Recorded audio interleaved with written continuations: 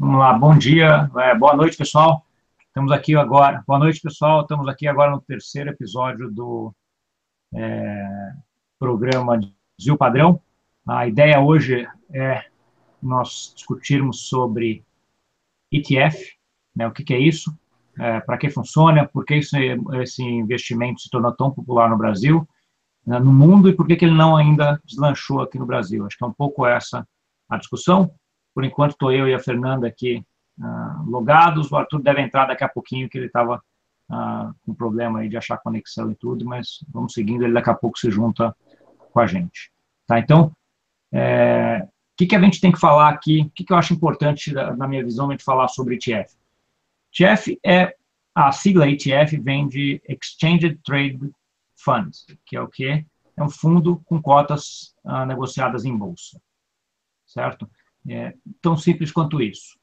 Qual a vantagem de você ter cota negociada em bolsa? Que em vez de você ter o cálculo da cota uma vez por dia, você vai ter o cálculo da cota sendo feito o tempo inteiro. Ele é negociado como uma ação, você vai lá e compra ele ou vende ele como uma ação, você pode eventualmente fazer até day trade de um ETF. Tá? Então, eles se popularizaram muito lá fora. Eu montei uma apresentação aqui, deixa eu entrar nessa, compartilhar minha tela, que daí eu entro um pouquinho só na apresentação que eu montei, que tem alguns dados que eu acho que são interessantes. Tá? Então, um pouquinho de ETF aqui em números. Né? O primeiro ETF foi criado em 1993, ou seja, não é um produto tão novo assim, ele já tem um prazo aí, bastante, já tem uma certa maturidade.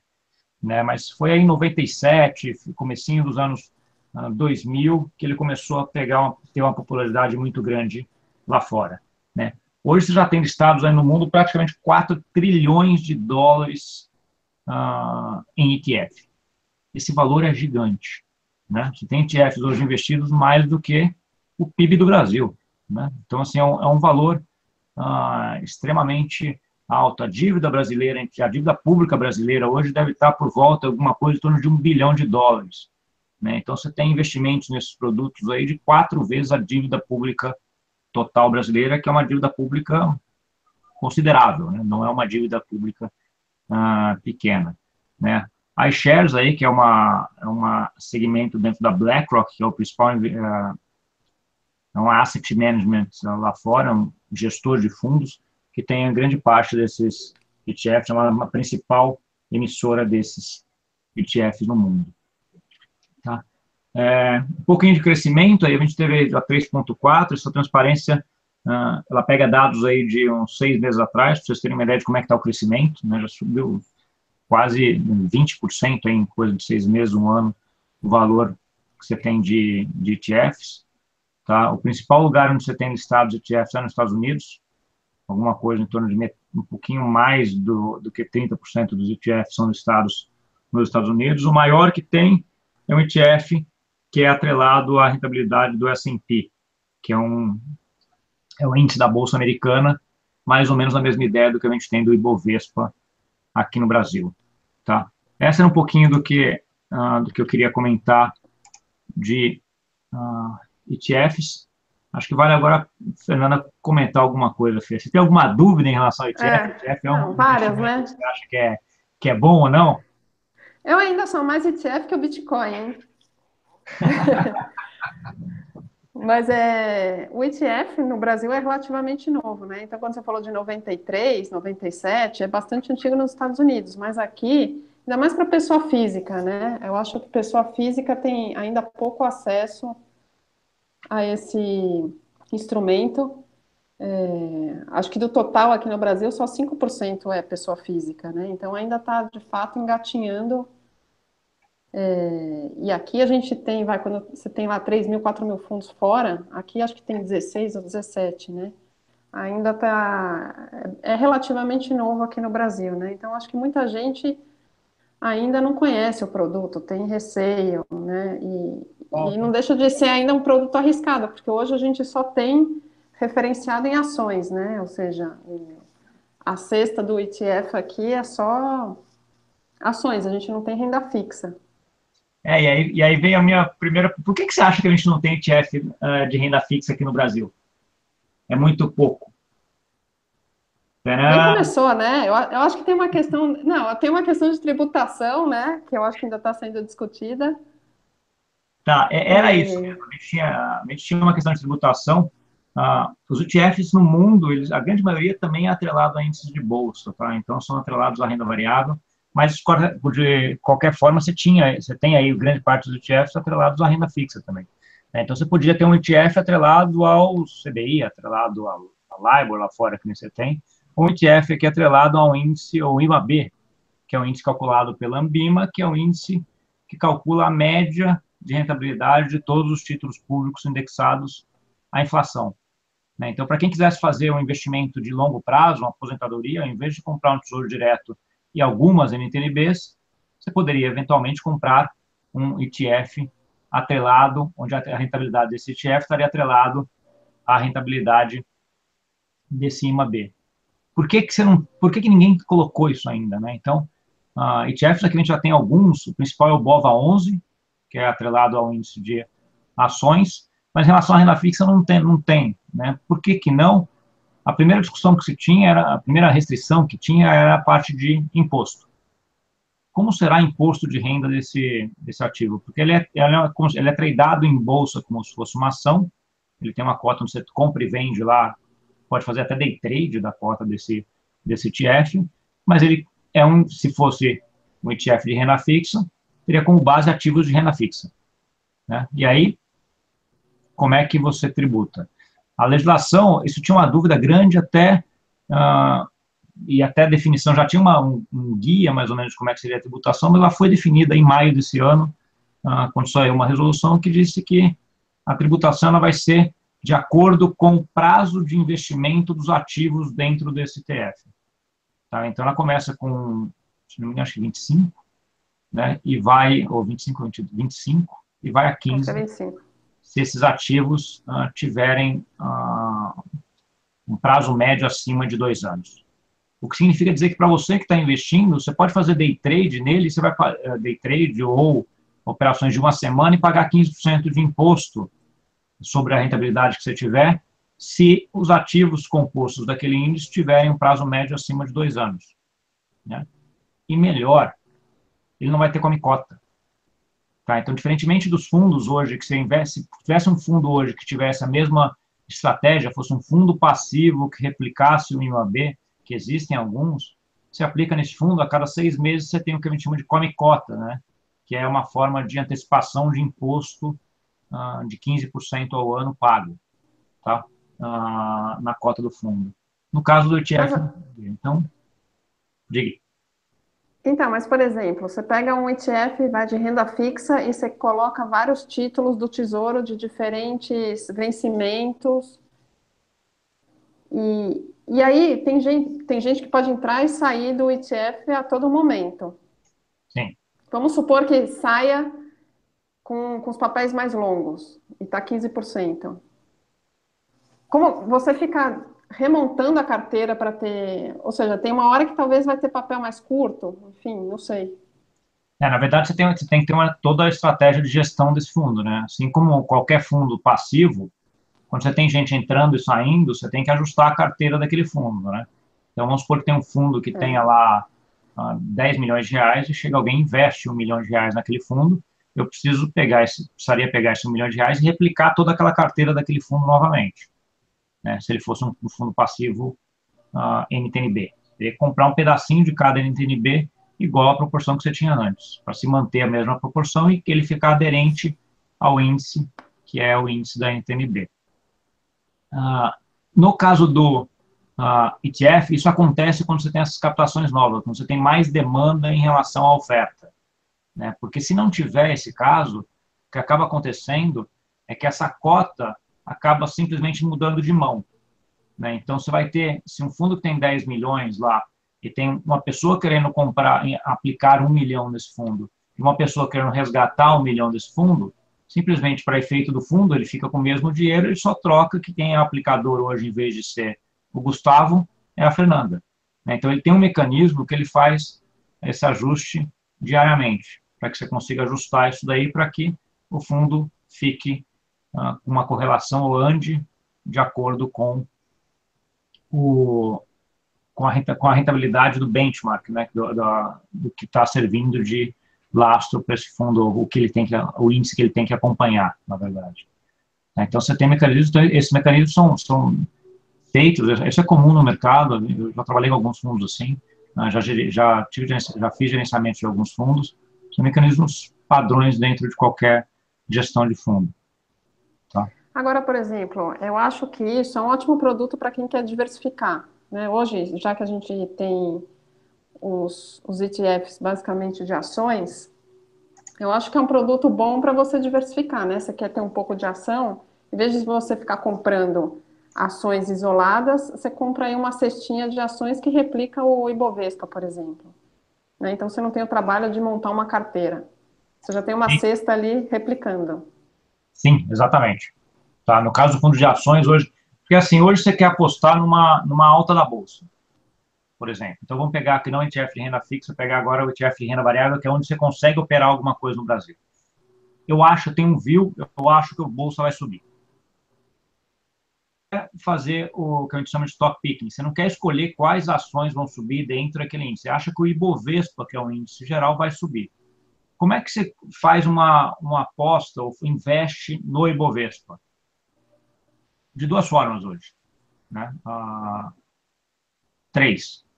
Ou você vai e compra todas as ações que participam do Ibovespa na mesma proporção que elas participam do índice Ibovespa, uma ação a ação lá, você tem um trabalho enorme para fazer gerenciar isso, tem que ter o caixa para tudo isso.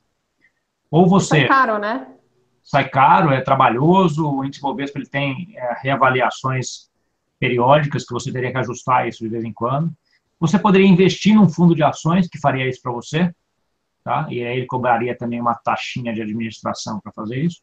A outra alternativa seria você comprar um futuro de Bovespa, né? Qual o problema do futuro? Ele vai ter vencimento. Se chegar perto do vencimento, você vai ter que jogá-lo para a próxima, vender esse vencimento e comprar outro. Qual a outra alternativa? Você comprar um ETF, tá? Que é a mesma alternativa do fundo lá em cima.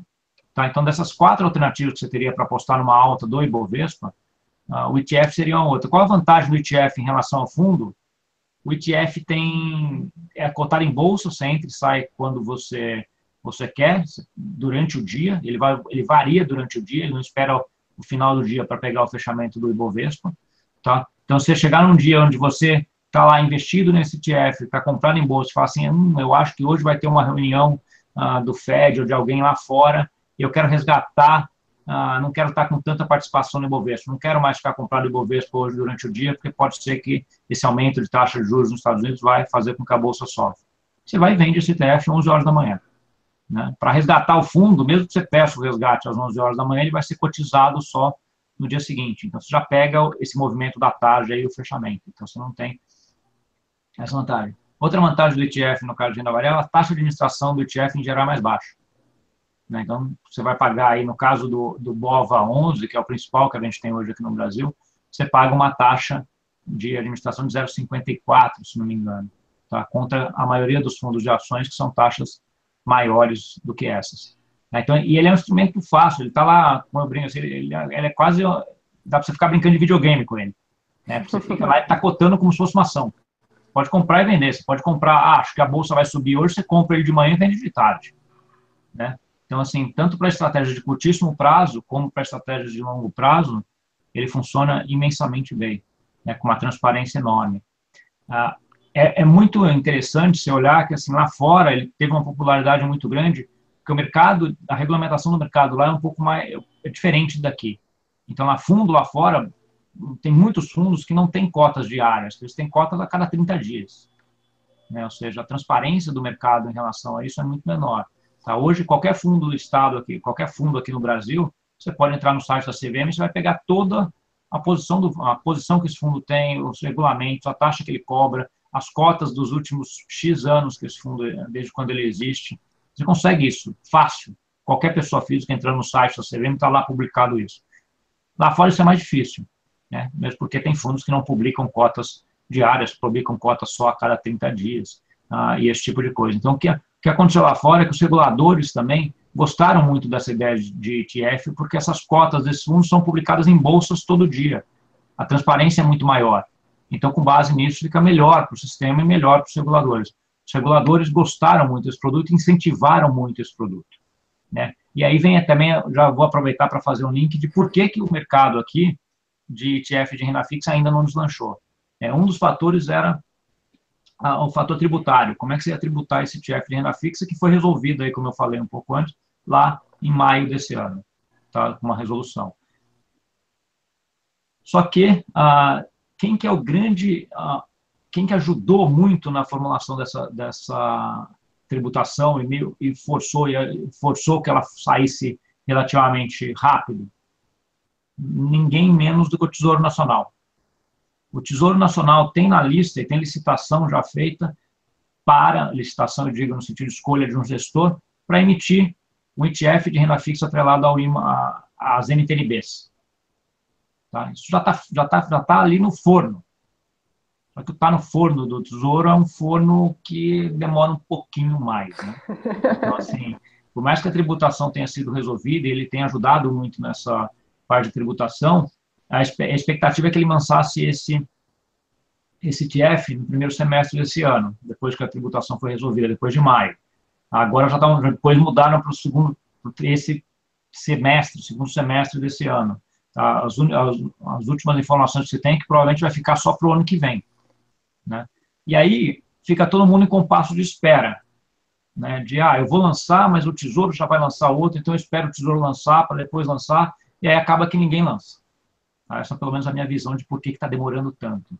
Porque, assim, do ponto Agora, de vista... mesmo os ETFs de renda variável também estão engatinhando, né? Não é que é uma coisa super divulgada, e nem, né? Tanto é que você vê que o volume de pessoa física ainda é muito baixo O volume de dentro pessoa desses física ainda é ETFs. baixo, Fê, mas se pegar o volume geral, deixa eu ver se eu acho aqui na coisa. Quanto você tem hoje de patrimônio nesse fundo de ações, que seria o ETF BOVA11?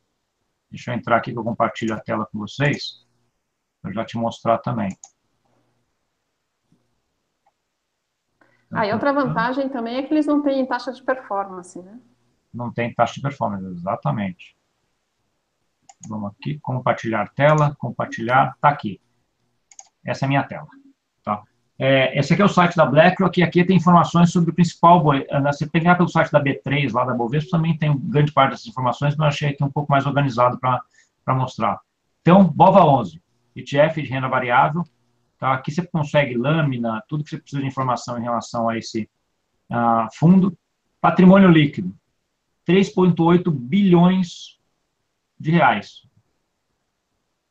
Para fundo de renda variável, não é pouco. Tá? E tá crescendo bastante aí. Se pegar, eu não sei se eu consigo NAV histórico aqui, ó. Olha como é que é o valor dele, né? Quanto você tem de aplicação, você não para de subir, tá? Eu consigo ver carteira recompõe o índice. Você tem vários dados aqui. Ele é Brasil, participação, né? Quantos clientes tem aí mais do que X% da cotas? Você não tem tanto uma concentração muito grande em relação a cliente. Tá? Você pode fazer download aqui, baixar o volume de negociação e tudo mais. Tá? Então, você tem uma transparência muito boa aqui no caso desse fundo. Finalizar, parar. Pronto, parei a compartilhamento de tela. Então, você tem aí um volume de 3,8 bi. Fundo de ações não é pouco isso. Tá? Não, eu acho ótimo. É que o que eu digo é que tem mais investidor institucional, enfim, nos fundos, do que pessoa física mesmo, né? Isso sim. Isso não É tem... isso que eu digo. Não é tão divulgado assim, pessoa física, né? Eu, por exemplo, colocaria meu dinheiro aí nesse. Aê! Primeiro produto que a gente fala aqui, demorando 3 programas para você falar que aplicaria algum dos produtos que a gente Não, no fala. Tesouro também eu colocaria. Tem que falar com o Arthur, que ele vai ficar feliz. Começamos com Bitcoin, nada da fé aplicar. COI, ETF, vou colocar embaixo, assim, recomendado pela Fernanda Rogozi. Isso. É só eu ver qual é o mínimo para eu começar, aí eu já começo a aplicar. Boa. Assim que saiu esse chefe do Tesouro, depois a gente faz um outro programa para falar assim, a Fê aplicou. Isso. Se eu apliquei, qualquer um pode aplicar. Ai, ai. Não só qualquer uma, como a indicação de que alguém que é conservador, até explicar para quem não estava nos outros programas, né, a gente brinca sempre o Arthur que a Fê é a pessoa mais conservadora em termos de investimentos que a gente conhece. Né? Então a gente começou ali com, vamos falar de Bitcoin, vamos falar de Coin, não sei o que lá, falando, legal isso daqui, mas eu não vou botar meu dinheiro aí. E eu já coloquei o Bitcoin, e o Arthur já um pouco não colocou ainda também, mas daqui a pouco eu consigo convencer de que o Bitcoin vale, né? Mas acho que alguma coisa importante. Vou aproveitar e fazer um parênteses em relação ao Bitcoin, pode, Fê? Claro. A gente já está entrando nas variedades também, né? Que já está dando praticamente meia hora É, aí, já. que é a ideia do programa, então vamos falar de variedades. Tananã, começa variedades agora. O que eu vou falar de variedades? Uma das coisas que eu estava dando uma olhada e conversando com um amigo esses dias é em relação à volta criptomoedas, Bitcoin, né? E ele disse que fez um estudo nos últimos 5 anos, um estudo que a gente chama de fronteira eficiente. Como é que o que é a ideia de fronteira eficiente? A ideia de fronteira eficiente é que você consegue ter uma carteira de ativos que é a melhor carteira para aquele nível de risco, é a carteira que dá a melhor rentabilidade com determinado nível de risco. Você não consegue compor uma carteira melhor ou para aquele nível de risco. Tá? Então, determinado nível de risco, aquela carteira é a que melhor te dá rentabilidade. Isso é uma definição rápida do que é uma fronteira eficiente. E aí ele falou que ele pegou uma fronteira eficiente com vários ativos, muitos ativos aqui de bolsa, de renda fixa, tudo aqui no Brasil. Né, e conseguiu construir, assim, fazer um modelo que, com aqueles ativos todos que ele tinha, né, a rentabilidade da fronteira eficiente era X. Tá? Aí ele pegou isso daqui e colocou Bitcoin nessa carteira. Né? O que aconteceu com ela? Duas coisas. Que já era de se esperar, a rentabilidade dessa carteira foi para cima. O Bitcoin não para de subir. Até aí, não é novidade, você vai colocar um ativo que já subiu para trás, você está olhando. O que foi novidade, uma surpresa, é que se você quisesse que desse a mesma rentabilidade dos ativos, quando você colocou essa carteira de Bitcoin, a correlação entre a carteira, o risco da carteira caiu. Por quê? Porque o Bitcoin é descorrelacionado de qualquer outro ativo. Então, assim, ele é um ativo que agregou em termos de rentabilidade, que foi positivo, e agregou também em termos de queda de risco. Tá? Em termos de rentabilidade, até, eu acho que a gente tem que fazer uma ressalva aqui, ok, já subiu, a gente já viu. Mas o que é importante aqui é que você colocar Bitcoin na carteira, você tira risco numa carteira de renda variável e renda fixa. Tá? Você pode colocar Bitcoin numa carteira de fundo hoje? Não pode ainda. Você pode colocar Bitcoin hoje numa carteira de um banco? Não pode ainda. Mas a gente vai discordar, mas eu acho que é uma questão de tempo. Tá? Porque é um ativo que tem uma correlação muito longe dos outros, então ele agrega em termos dessa correlação e isso aí ajuda bem. Tá? Então, acho que essa vai no meu item variedades de hoje, colocar que para você, pessoa física, ter eventualmente alguma coisa de Bitcoin na carteira, ele está diminuindo o risco, está diversificando, e com essa diversificação você diminui o risco, e o efeito é bastante grande pelo estudo que um amigo estava me comentando. Olha, isso daí eu até gostei, hein? Até está me animando um pouco mais no Bitcoin. Eu vou te convencer ainda, assim. Vai ver. Você e o Arthur são a minha meta. Então, eu vou ficar lá, acho que a gente vai começar a fazer programação de Bitcoin, até fazer a lavagem cerebral de que vai. Isso aí é a hora que eu ponho o negócio despenca, né? Pronto, porque quando despenca, todo mundo entrou, né? É bem como madeira aqui. Madeira que nem brinca com isso. Não, quando entrar, você sai. Nem brinca. Tá, então, acho que esse era o meu comentário aí geral, mais de variedades. O que você tem aí de variedades de coisas diferentes para comentar, assim? Putz, eu não sei o que eu tenho de diferente. Estou lendo os mesmos livros que eu comentei da outra vez, estou vendo a mesma série, que é longa pra caramba. Então, até ter outra série, ainda preciso descobrir uma para começar a ver em paralelo. Fala qual que é a série aí para o pessoal Mas eu relembrar. gosto de drama, eu gosto de drama, entendeu? Qual que é o nome qual que é a série mesmo? Grey's Anatomy, aquela bem velha. E essa ainda era aquela que tem 900 milhões de episódios, né? Isso, então não vai terminar nunca. Mas aí eu preciso arranjar uma outra paralela, assim, dramática também, entendeu? Drama. Dramática. Tem House of Cards. Esse eu comecei a ver, parei, mas preciso voltar. Eu vi alguns episódios, mas eu também não... Esse última temporada eu também acabei não vendo. Esse eu comecei a ver, parei, mas preciso voltar. Eu vi alguns episódios. Mas ele é bem interessante mesmo. Agora,